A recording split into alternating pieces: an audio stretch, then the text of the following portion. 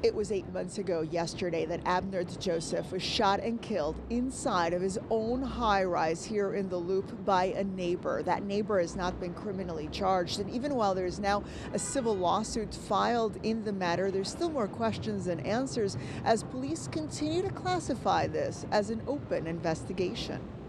Until his death last September, Abnerd Joseph was a popular assistant principal at Intrinsic Charter High School in the Loop. He did like everything right. Like if you were to, he went to school, he didn't get in trouble with the law, he, worked hard for everything that he had, and I think that is the most heartbreaking part. Joseph was, according to Chicago police, shot multiple times in the hallway of his own building, the Legacy of Millennium Park, on the evening of September 14, 2023.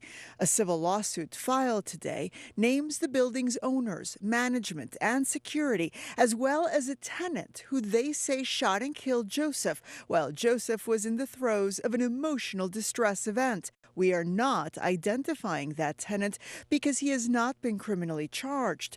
Joseph was, according to police, behaving erratically, knocking on neighbors' doors and causing a disturbance. He was in his socks, bathrobe, and boxer shorts, so we know he was unarmed. According to the lawsuit, rather than wait for police who had already been called, the building's security guard allowed two other tenants, including one who was armed, to help seek Joseph out, leading to the eventual confrontation on the building's 48th floor. And while the police report, seen by ABC7, says Joseph punched the security guard and the two tenants in the face, attorneys insist the fault still lies with them.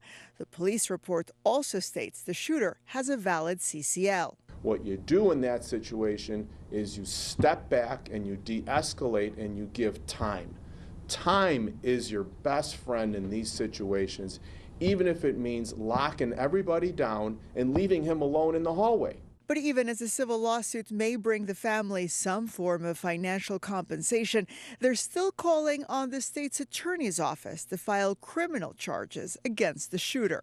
To have him taken away from us like that, then no answers, no nothing, it's just heartbreaking. The Cook County State's Attorney's Office will not say why charges have not been filed in this case, only stating, as police have, that this remains an open investigation. We have reached out to everyone named in the lawsuit, but as of now, have not received any response. Watch breaking news on YouTube. Subscribe to ABC7 Chicago Eyewitness News.